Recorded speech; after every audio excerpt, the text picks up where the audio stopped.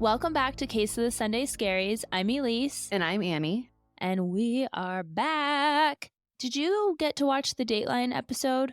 No, and I am so excited for it. That's my plan today. Yeah, I'm going to watch it too. For those that don't know what we're talking about, there was a Dateline episode with Keith Morrison, who I seriously wish he could read me bedtime stories. Sometimes I fall asleep to the Dateline podcast, but the dreams are a little intense afterwards, so I need to quit doing that. He is covering the Idaho murders. I don't think that we're going to learn a whole lot new, but I think there's just really speculating what was the motive behind this. So I'm interested to watch it today. It did air last night. For you guys listening, it would be last week because we're pre-recording these episodes. But I'm very curious to see what they're speculating the motive of this could be.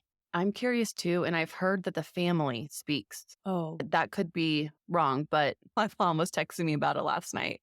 She is really getting into true crime. It's kind of adorable. Well, I have written, and it is timestamped, with my theory as this case goes on, what my theory behind his motive could be. So we will see as he, heads to trial soon. Hope he just pleads guilty and saves the family from that, but I doubt it. So we will see as this comes out if I am right and if I truly can put an armchair detective badge on or something. We have the receipts. Mid-fever. I wrote Annie. It's probably not well written, but I very quickly, my fingers started going. And I was like, this is my final thoughts on what it could be. And it is all based on speculation. But I have been listening, and I would recommend if you guys are true crime listeners or you enjoy true crime books, there is a book called The Cases That Haunted Me by John Douglas. He is the one that Mindhunter is based off of. He created and was part of the team task force that put together the behavioral profile unit for the FBI. And he goes through all of the unsolved cases in history that really stuck with us, like John Bonet, Jack the Ripper, and does a full profile. So after reading that book, not only do I have a very different view on the John Bonet case, which I am definitely going to be covering because my opinion has completely changed since reading his book, but I have decided that I too, for listening to 7 hours or 14 hours or however long that book was, it was very long, I am a professional profiler now. So I sent Annie what I thought would be the end result of this case. So we will see if I'm right. I feel like you're going to be right. Because even in my episodes, you always can kind of predict some things. And I'm like, I know you don't know this episode or this case, but here we go. I think it might be an indicator that I have officially consumed too much crime content. That could be. These stories are tragic, but to me, it's always interesting. And if you're a regular listener to this podcast, it's always been the most interesting thing to me to try to pick out the why and the behaviors that led up to this or the warning signs. But that book, I'll link it in the show notes. It is incredible. He goes, like I said, through Jack the Ripper, the Gordon House mystery, the Lindenberg boy kidnapping, and he puts together all his lists of suspects that would be viable for it based on a psychological profile, based on the evidence. It is fascinating. That sounds so good. That is what I have been listening to while I've been fighting off this stupid influenza. But I'm going to shut up because my voice is pretty much gone. And I'm going to pass it over to Annie. And Annie, you said you're covering today one of the two cases that really has kind of haunted you. Yes, I've heard this case years ago, and I honestly can probably recite it without any kind of note. That's how invested I am. We were part of the Southwest travel nightmare over the holidays, and we were driving through Omaha. We picked up one of my husband's friends, and she asked me about the podcast, and she's like, what's the case that you really can't get out of your head? And I started talking about Lynn Bradley. And so she asked me, have you covered it on the podcast? I want to hear your side. And I'm like, no, I haven't. But that's how today's episode came to be. I'm talking about Lynn Bradley. This is a really, really wild case. I'm convinced Amy is still alive. And it's also the reason I will never go on a cruise. You're not even burying the lead. Okay. So, I get into that pretty quickly, what happens with her. And then we're going to cover some theories. Okay. But do you like cruises? I've never been on a cruise. I do love the ocean. I grew up going out on the ocean with my dad, fishing, and we'd camp out for a few days on the boat. A cruise doesn't really appeal to me much in the same way that I think like Bora Bora looks amazing if I had the money to go. But in reality, I'm like, but then I'm just kind of stuck for a certain period of time in the same area over and over and over. I just don't know if it's my thing. I want to go on vacations where I can go explore like culture and eat different foods. I'd go with like my grandparents if they wanted me to, but it wouldn't be something I'd sign up for. Fun fact about me, I am such a cruise hater. To me, I hear the word cruise and I think foodborne illness. I can't get it out of my head. I will never go on a cruise. And then hearing this case just reinforced, like, yeah, I'm I've good. heard that cruises have wonderful food. I've heard they have wonderful food. I heard they're super convenient. You can really see parts of a specific area like the Caribbean, which is what I'm going to talk about. But something about it, it reminds me of Golden Corral. If anyone loves Golden Corral, I do apologize, but no, it's not for me. You're not a buffet girl. Okay. We'll never do a Case of the Sunday Scaries podcast cruise, I guess. No, or at Golden Corral. But if you do love cruises, I am not here to change your mind. At the very least, I hope that this case just encourages you to be super aware of your surroundings and to never let your guard down. Let's jump in because I really want to talk about the incredible human that Amy Lynn Bradley was. Amy was born in Petersburg, Virginia on May 12, 1974, to Ron and Iva Bradley. The family then moved to Chesterfield, Virginia, which is where Amy and her little brother, Brad, grew up. Yes, his name was Brad Bradley, and I think that's kind of epic. I was kind of like, wait, what? Make it easy to remember. Truly. Growing up, Amy was described as a very focused, natural leader, and she was an energetic fireball. She was friendly, confident, and very athletic.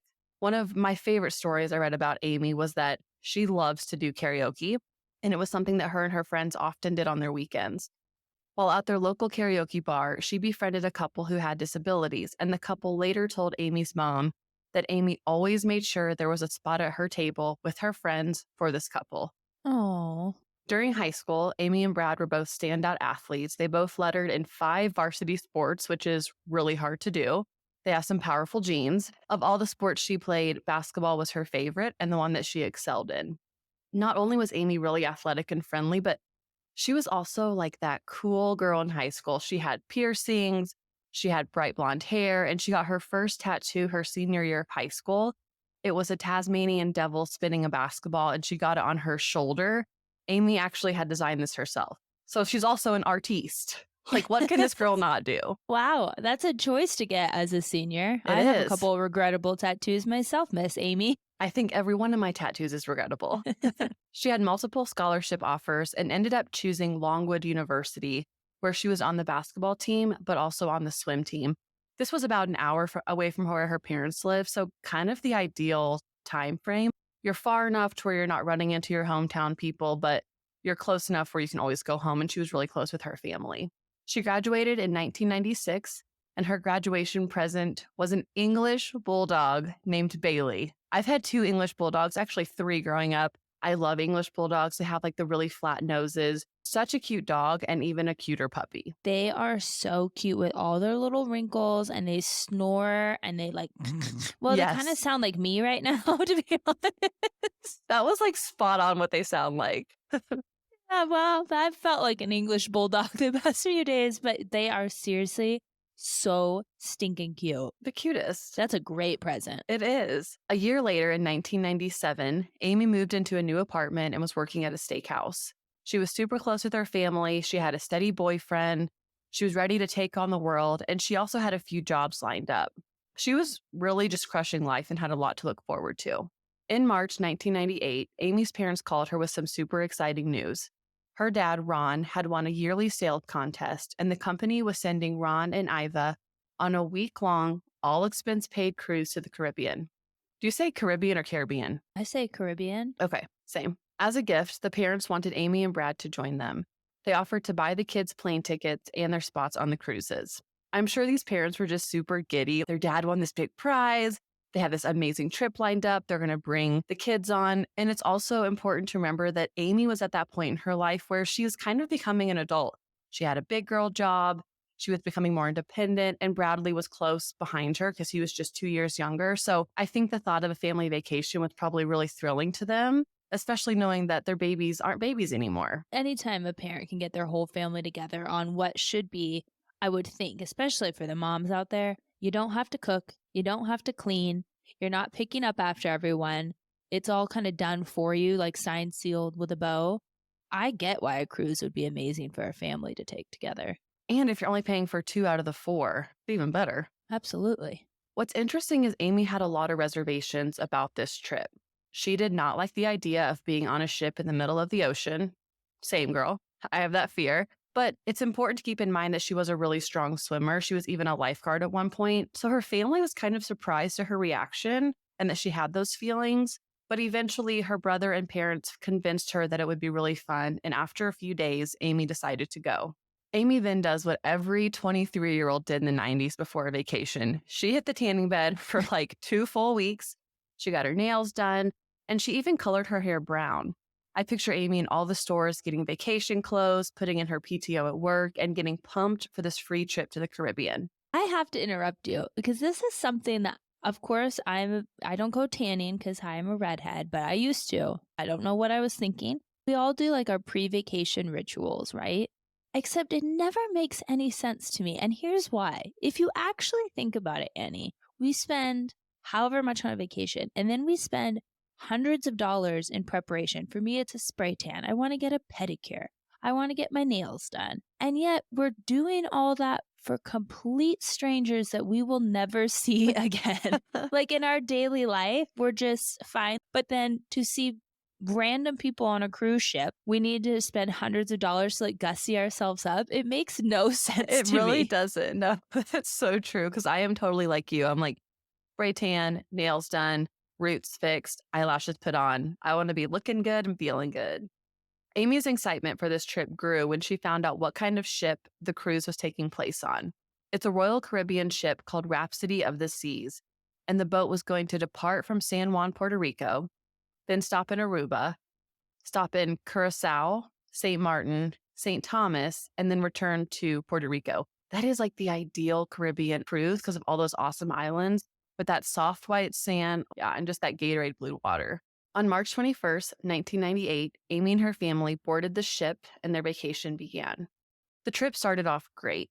Brad, her brother, recalled how much fun Amy was having and how the family was just letting loose and enjoying their time on the water. The boat was like a small city. It held around 400 crew members and 2,000 passengers. That is the size of my city growing up or town. We could I'm put not all of even Elise's, kidding. all of Elise's hometown on this cruise ship. I will never understand the physics of planes or boats. That makes no sense to me how that's even possible. A lot of science. 2 days later, on March 23rd, things go horribly wrong. The ship left Aruba and begins heading to Curacao. Amy and Brad decide to attend a Mardi Gras-themed party at the ship's nightclub the night before the ship is planning on docking at the port. The siblings stayed out late dancing and drinking with the ship's band, Blue Orchard, and there's a photo that shows Amy dancing with one of the band members named Alistair Douglas, aka Yellow. It looks like she's having a great time. So her perception of this trip went from like, I don't know, I'm kind of nervous, I don't want to go, to really just embracing that cruise lifestyle and having such a great time. At 3:33 a.m., Brad heads back to the family cabin, which was recorded by the ship's computerized door lock system. And 5 minutes later, Amy followed him back. Brad says that he and his sister sat on the balcony to talk before he leaves to go to sleep.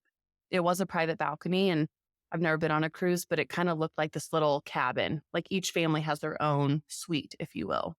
Between 5:15 and 5:30 a.m., Ron, the dad, wakes up and he notices that Amy was asleep in the lounge chair on their private balcony. Next to her on the table was a pack of cigarettes and a lighter. He let his daughter sleep out there. I'm sure the fresh air was probably amazing. And it was just about to be morning where like you get that amazing sunrise over the ocean. So it wasn't anything kind of uncommon for him just to go, I'm going to let her sleep off her partiness and I'll wake her up in a little bit. When Ron woke for good around 6 a.m., just 45-ish minutes later, he noticed that Amy was missing from their balcony and their cabin. The cigarettes and lighter were also gone. This was very unlike Amy. She would never just leave and not tell her family where she was going, so it was kind of concerning. Granted, everyone's asleep, so I don't know if I would wake up my family and go, hey, I'm going to step out for a second, if it truly was just going to be a quick little out and back in. But Ron searched the cruise's common area and he was not able to locate his daughter, so he woke his family up around 6:30 to tell them the news. Amy was gone. The family did a quick search around the cabin to see if anything was missing. They noticed the sliding glass door to the balcony was left partway open, and a pair of Amy's sandals were found in her room, along with her ID and the 9 other pair of shoes that she had purchased while on the cruise. I put that little detail because this girl's just like living her best life. The situation was immediately reported to the onboard crew, and time was of the essence because Rhapsody of the Seas was preparing to dock at Caraco's port that morning. And then everyone gets to go off and do their excursions and stuff. Exactly. So picture this boat right off the coast of the island. It was not far at all from where they were planning on docking that day. The Bradleys begged the crew to make a shipwide announcement regarding Amy's disappearance and to keep all 2,000 passengers from leaving the ship until Amy was found so the crew could conduct a massive search of the ship. I know you're shaking your head. Yeah, right. Right. The crew obviously refused to hold everyone back because at the end of the day, she's 23 years old. It's also everyone else's vacation. You can't say we're not going to let anyone leave.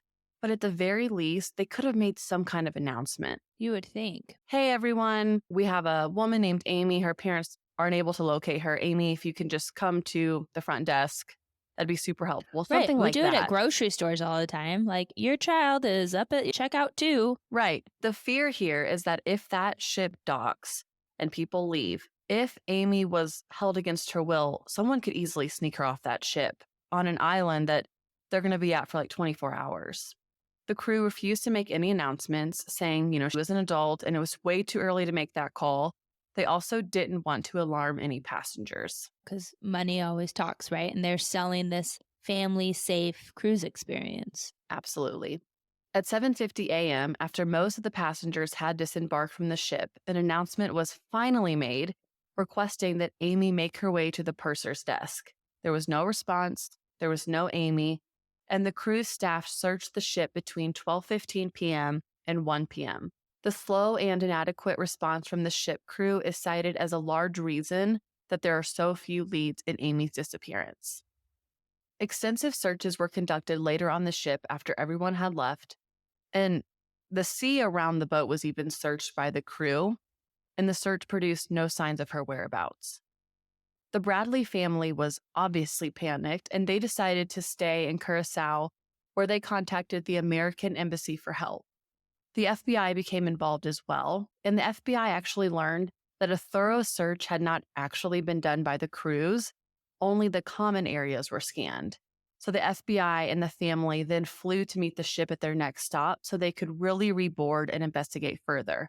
So whenever you think about a cruise ship, there's common areas, but there's also a lot of little nooks and crannies. I feel like an English muffin over here, but a lot of little places that someone could potentially be hiding. And there's how many rooms? Enough to fit 2,400 passengers and crew? Lots of rooms, lots of closets, lots of private elevators that can only be used by the crew, just a lot of areas that should have been searched that weren't.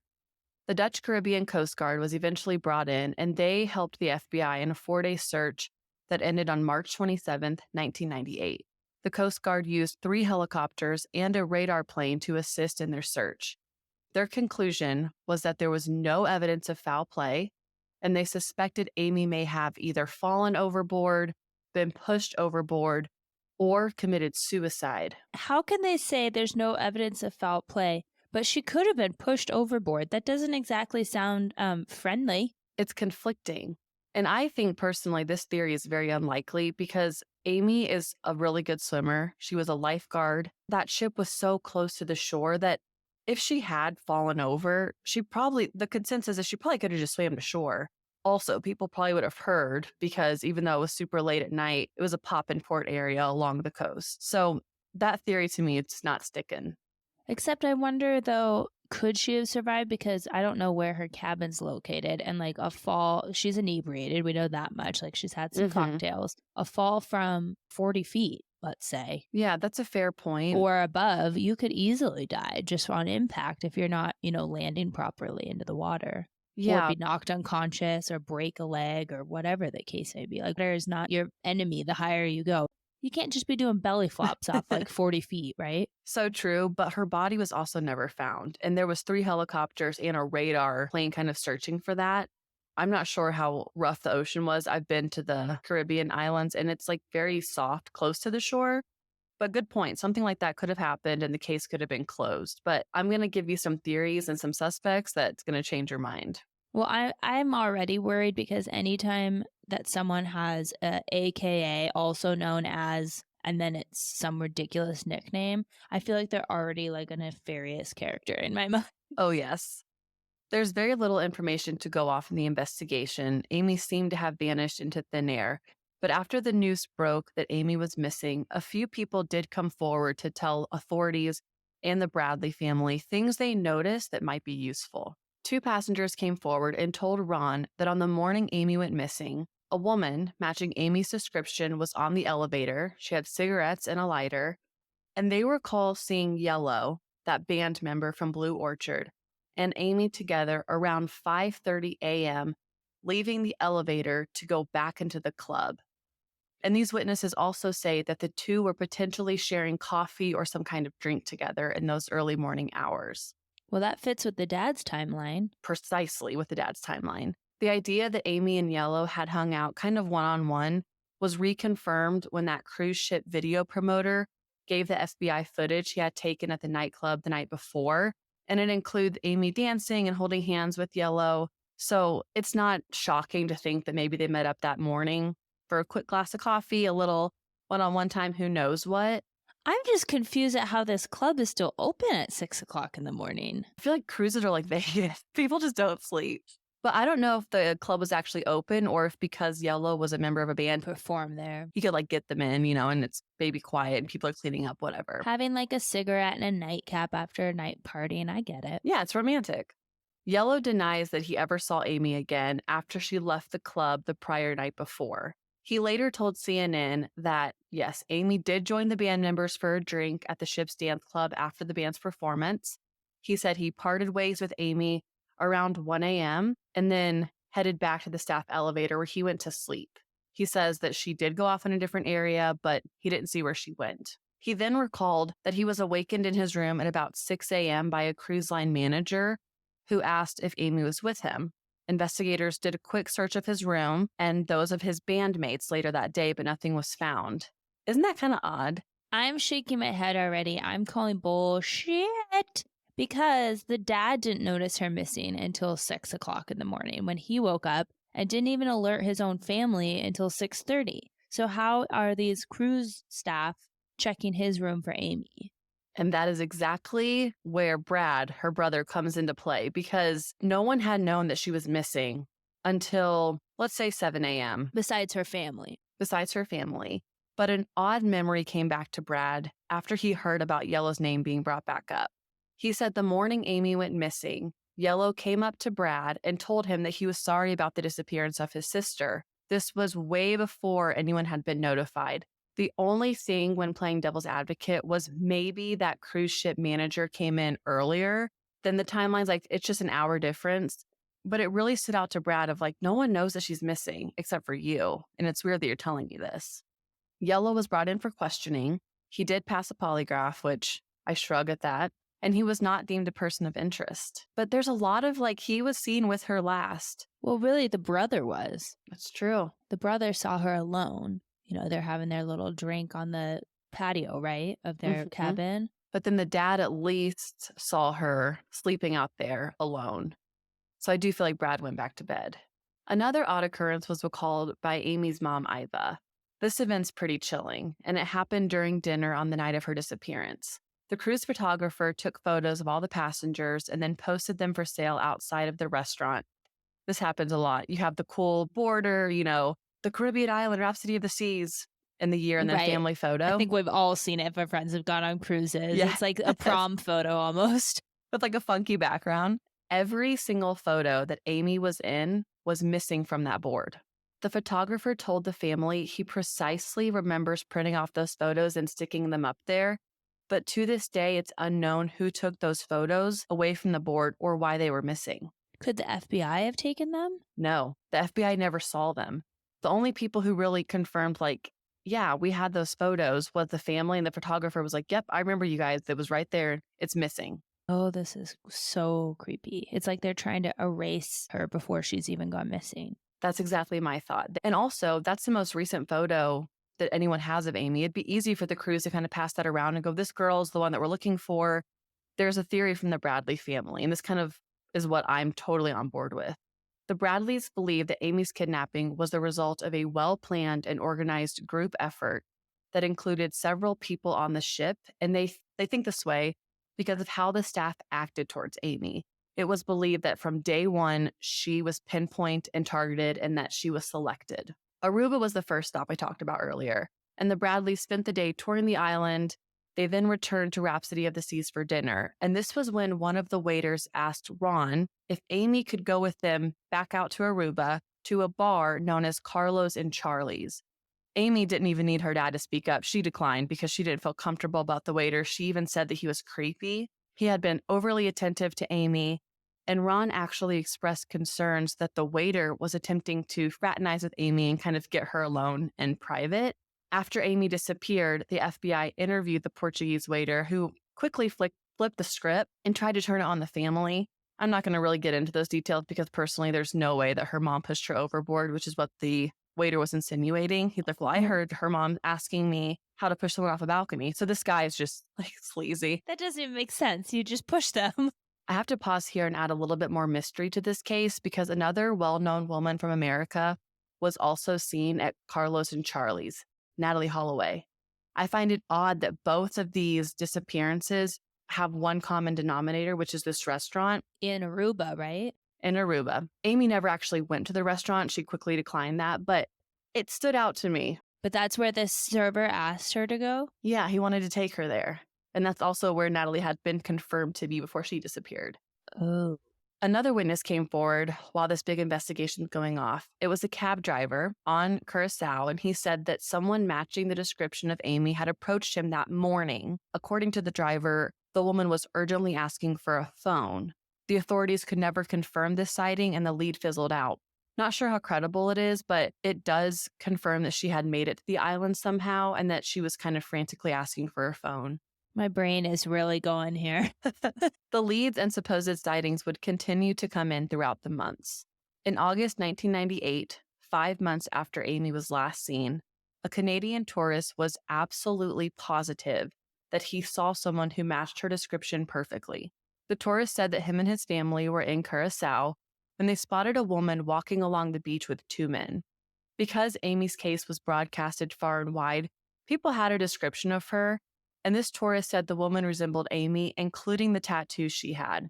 He confirmed that the woman had a lizard tattoo around her navel, a Chinese symbol on her ankle, a sun across her back, and that Tasmanian devil tattoo on her shoulder, which is very unique. Yeah, the rest of them are kind of a sign of the time, I feel like. For sure. But that one would not be as common, especially to have on like your bicep as a female. The one thing that stood out to this tourist was how the lady was behaving. Apparently, Amy was constantly trying to get this man's attention, but he lost sight of the woman at a nearby cafe. Man that she was with trying to get his attention, or She the was man trying that to get the spotted her? Canadian tourist attention, like walking with these 2 bodyguard type men, kind of trying to maybe wave behind her back or do something to get this man's attention. And he noticed it, but then after she passed a cafe, he lost the sight of her. The next sighting came a full year later, and this lead came from a U.S. Navy petty officer who spoke about potentially seeing Amy. During my research, I found some different words for this establishment. Some call it a full-out brothel, others call it a hotel, but the information I'm going to quote is directly off of amybradleyismissing.com, which in my opinion is probably the most reliable source. This officer went on to say that in January of 1999, he went into the Stellaris Hotel in the Otrabanda area of Wilmstead in Curacao.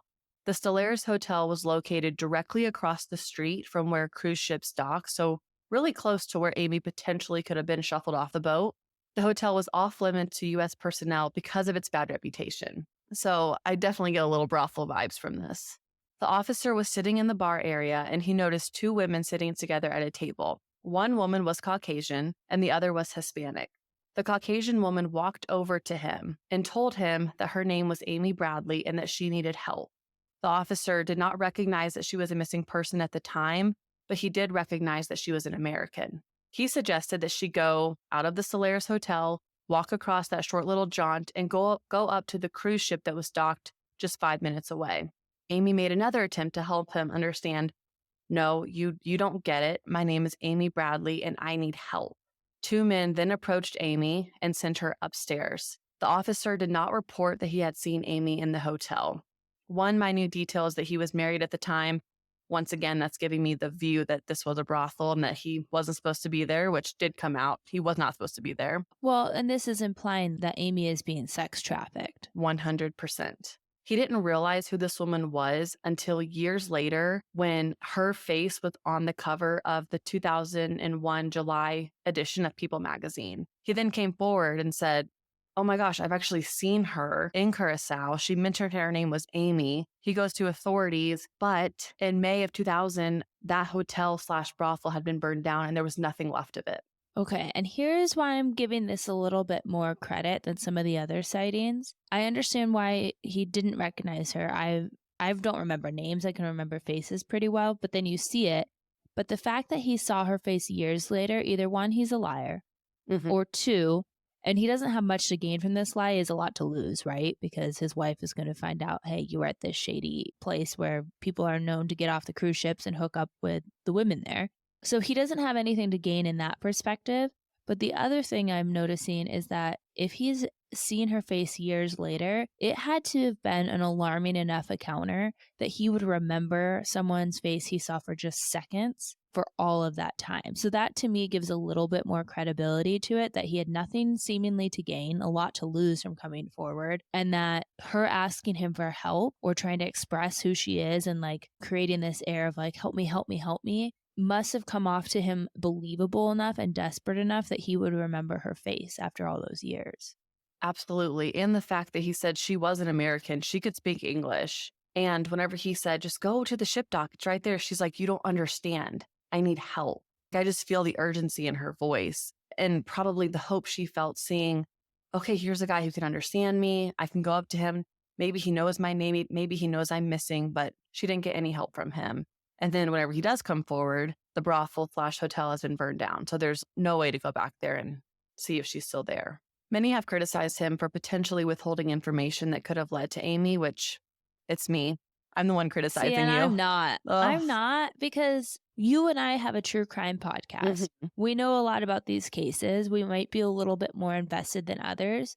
But like someone like my mom who doesn't consume true crime content, she wouldn't know who Amy Bradley is, like, unless it was a John Bonet style case where every newscast had it going 24/7. How would you recognize someone? And especially after all that time, like, who knows what she looked like when he saw her? That's very true. I just feel like if someone came up to me and was like, I need help. I mean, I don't know. I definitely would be scared. You're in a brothel. In a different country.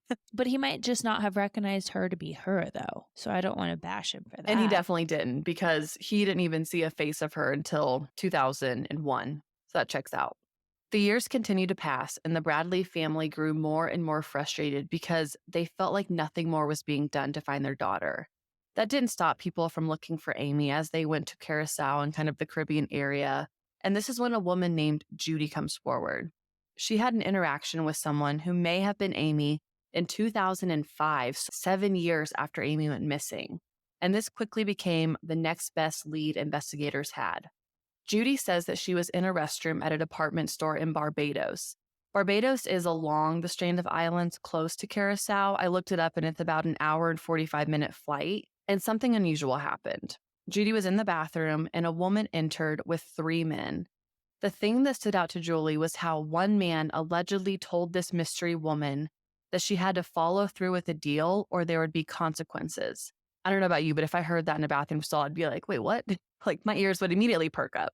Let's go and like rewind a second. I would be alarmed if I was having a little tinkle in the woman's bathroom and 3 men walked in with a woman. That would be my first alarming moment, as I'd be like, excuse me, what are you doing in here? Agree. And that's a lot of men for one woman to be with in a woman's bathroom.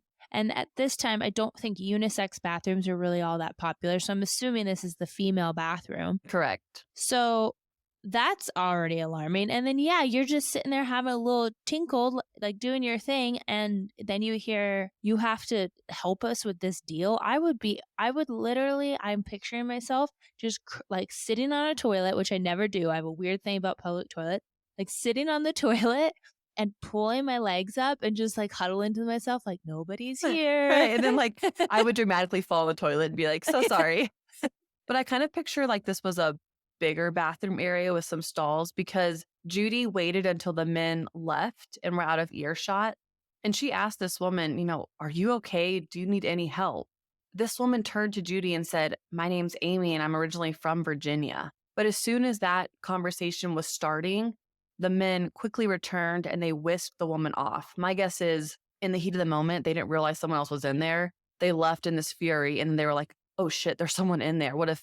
Okay, so maybe this isn't just a women's bathroom. Maybe this is like a shared washroom area and then you have the toilet area. It could that be. would make sense. Yeah. But that's a weird choice though for this girl to say. If her answer, do you need help? Yes, would be a quicker answer. And I'm sure she did. But she also confirmed her identity to this woman. I see. Okay. After this happened, Judy worked with a forensic artist to create sketches of the three men and the woman. And Elyse, I texted you a photo of the woman. I want you to look at that kind of sketch and tell me that it doesn't look like Amy. Yeah, the hair is certainly grown out and stuff, but she nailed the facial features.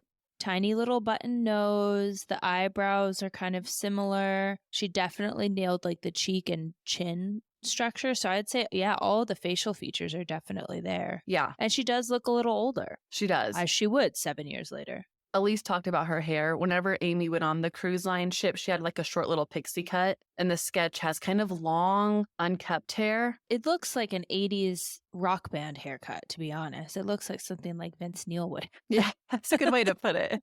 So we have this alleged confirmed sighting. It's kind of going on with all the other alleged confirmed sightings, but nothing really happens because the FBI can never get to the islands quick enough. I just know that it gave the family a little bit of hope that she was still alive. Over the years, the Bradley family appeared on a host of shows and in media outlets to keep the word talking about the disappearance of their daughter, when some hope was finally given to the family. A few years after she went missing, a man named Frank Jones emailed the Bradleys and explained that he was a former U.S. Army Specialist Officer and he now worked as a Navy SEAL soldier. Frank went on to explain that he had a team of experienced experts and there was a really good chance that they could all work together to bring Amy home. He also claimed to know where Amy was. The family finally sees this light at the end of the tunnel. The news gave them hope, and this Frank character seemed to be really trustworthy. I mean, he obviously is a strong man with some strong connections, right? He is a supposed U.S. Navy SEAL soldier, and he's had eyes on Amy. No, this is already so suspicious to me. This seems like someone that is like, we can help, we can this. No, just tell me where she is if you're actually trying to help. He's already sus. Agree. He did some things to further his credibility, though. One thing he spoke about was how he knew the lullaby Amy's mom used to sing to her as a baby. And I don't think this was public knowledge. So the Bradleys explained later, like that was all the proof we needed to believe this guy and believe that he had actually spoken with Amy. They're thinking maybe she is in a brothel and he met up with her and she pleaded, "Hi, I'm Amy from Virginia," like she had so many times before. But he knew in that moment it wasn't safe to get her out, so he made this elaborate plan. That's kind of what they're thinking. He gave a description of her tattoos, which everyone knew about her tattoos, so that's not really something that I would put too much weight into. But he said that Amy was being held in a housing complex surrounded by barbed wire and heavily guarded by Colombian personnel. So he's really building this story up like, I've seen her, I've talked with her. She told me a lullaby that you sang to her, Iva. Isn't this right? And I was like, oh my God, that's our daughter. The Bradley family was determined to give Frank Jones their best shot, especially since he continued to feed them information about their daughter for the next few months. How much money did he ask for? In total, the family gave him $210,000 for this mission that he was supposedly doing on. He would come back and say, yes, we see her right now. It's not super safe to go in there. I just need a little bit more funds to live on this island and kind of monitor the situation. They believed him. Of course. They were in such a vulnerable position. Of course. They're completely vulnerable. And people like this are scum. Just as bad as if she was taken in sex trafficking. Like, You are just as bad if you involve yourself in a case, if you take advantage of people at their most vulnerable time. Shame on you. Absolute shame on you. People are awful. I didn't trust Frank at all. No. And what's sad is he came forward in the fall. So for months, the Bradleys believed their daughter was coming home. Think about all those special holidays. You have Thanksgiving, you have Christmas, then you have New Year's. I bet every holiday they were like, this will be the one that she comes home with. Frank is confirming this. And $210,000 back in the late 90s, early 2000s is a lot of money.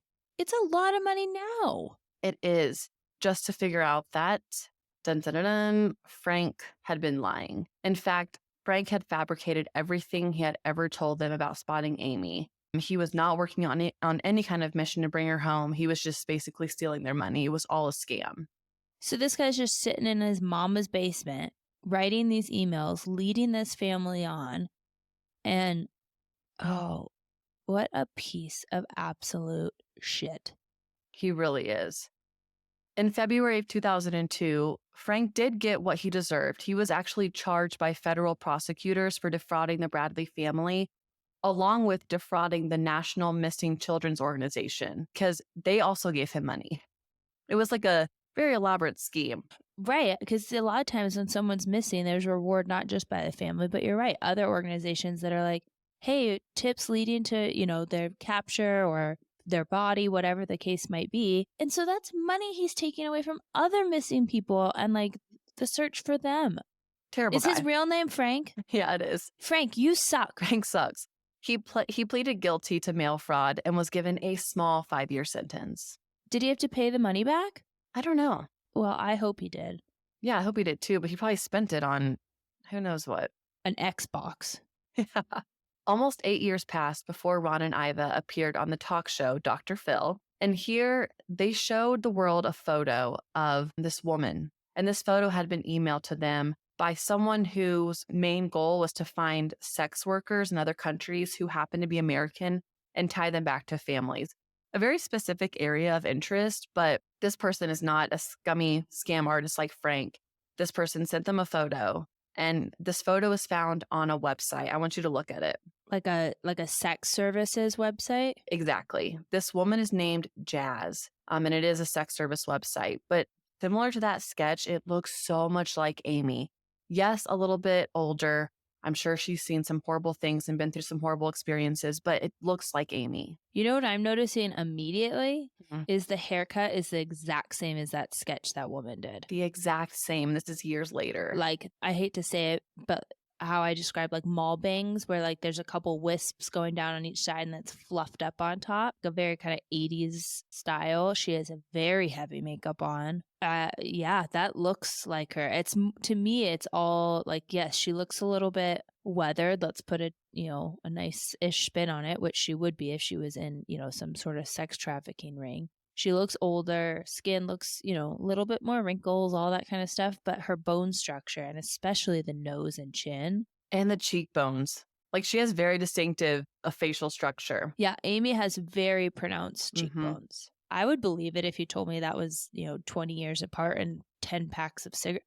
Oh yeah, and she smokes cigarettes. So really, that could be her skin. And I also kind of suspect that in these brothels, there is some drug use going on, not anything she probably wanted to partake in, but for control. Yeah, and I've seen Taken. Like I know Taken is not a credible movie to watch, but I feel like there is some sources of truth to that. Like they kidnap these women, they give them really hard drugs, they get addicted to the drugs. It's a sense of control, just like you said. Yeah, it's control. And then also they get addicted. They're going to have to get more of it. And how do you get more of it? You work. And you stick around without someone needing constant eyes on you. So this picture is shown to the world and nothing really happens. Probably is her. But at this point, you think about how big the Caribbean island strand is. Who knows where she is? In 2010, a human jawbone washed up on a beach in Aruba. This was the area where Natalie disappeared just 5 years earlier in 2005 and just 7 years after Amy had disappeared. So authorities immediately assumed it was Natalie's at first, not Amy's. Right.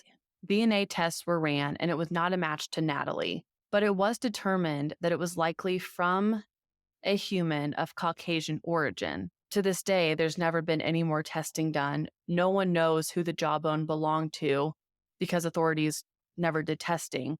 Wait.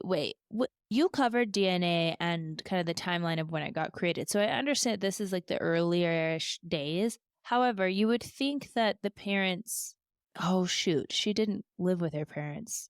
Amy didn't live with her parents prior to But this. we talk about But DNA so still, much where they could have at least been like, okay, your mom's a 50% match to this jawbone. What I'm wondering is because it's in Aruba, I wonder if they can't get it back to the United States or if the mm, Aruban authorities lost it. Because if you know this is Amy Lynn Bradley found on your beaches, I mean, that just makes it, to your point earlier, terrifying for anyone to want to go over there.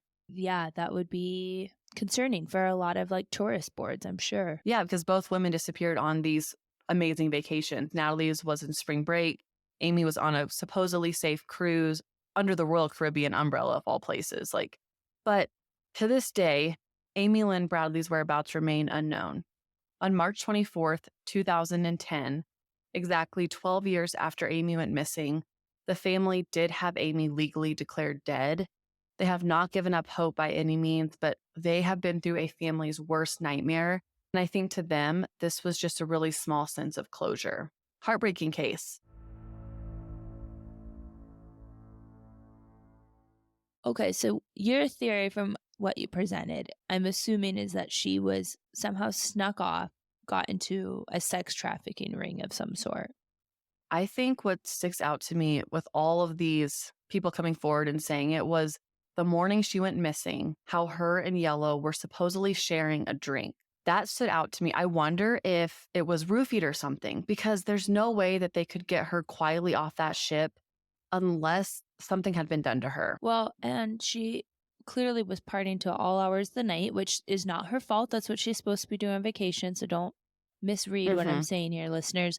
But she might have been, her dad saw her like kind of passed out. She might have been quite inebriated. We don't know. Man, I have a couple tequilas. You can tell me to do all sorts of things because your inhibitions are down. Like, if she's interested, she's seen holding hands with Yellow, which is a stupid nickname, but she's seen holding hands with him. If she gets in touch with him that morning, he's like, "Oh, I'm going to show you the most beautiful spot on the island, babe." Well, I would be like, "Okay." It's a, Because right. It's a you're fun not idea. thinking how you normally would. And you're thinking, like, I'm going to have this amazing vacation story to gossip about my girlfriends with.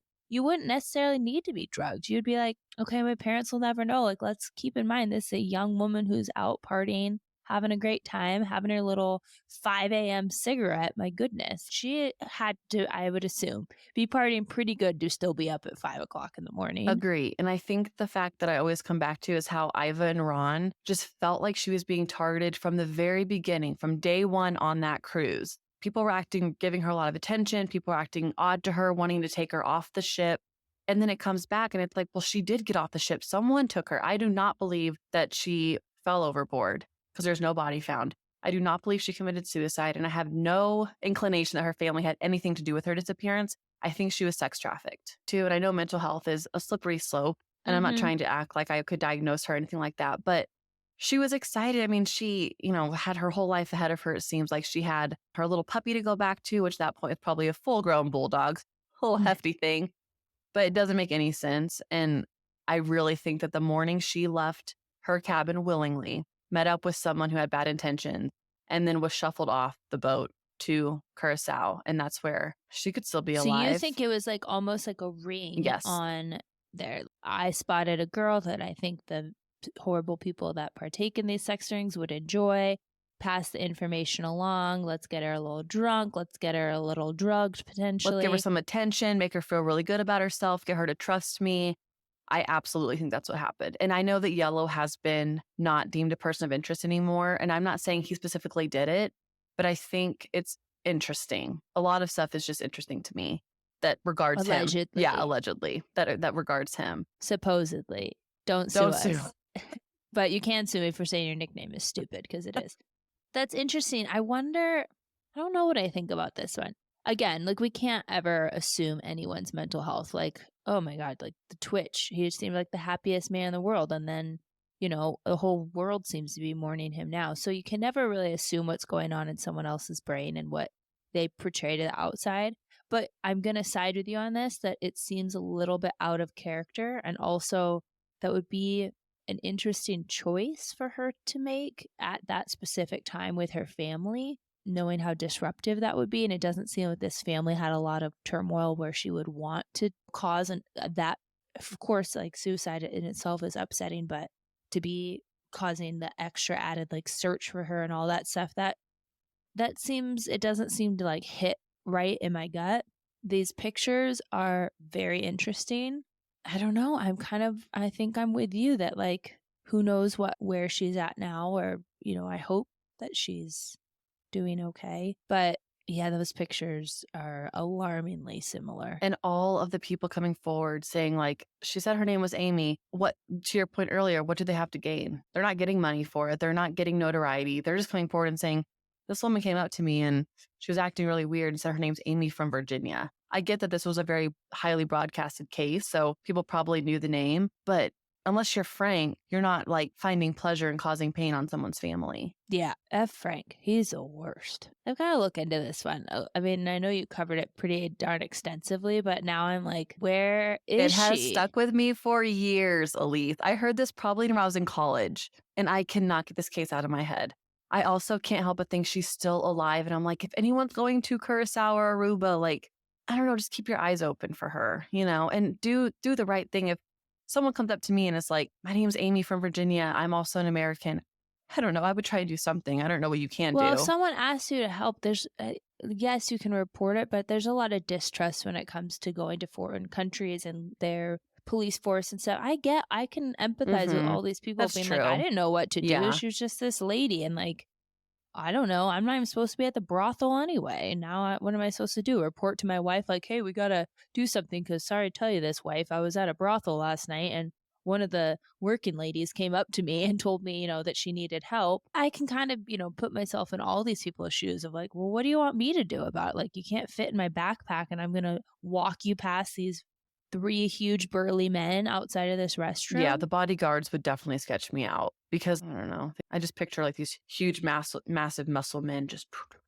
like I wouldn't want to mess with that. Whatever happened to her, I just cannot fathom. Like missing people, I think this is why it affects me so much when we cover cold cases, is I just immediately go to the mindset of something I cannot and hopefully, truly hopefully will never understand, is going to bed at night not knowing where your child is something I cannot emotionally or mentally wrap my head around. Like such simple things as I'm drinking a cup of tea right now and thinking, my daughter can't have this cup of tea.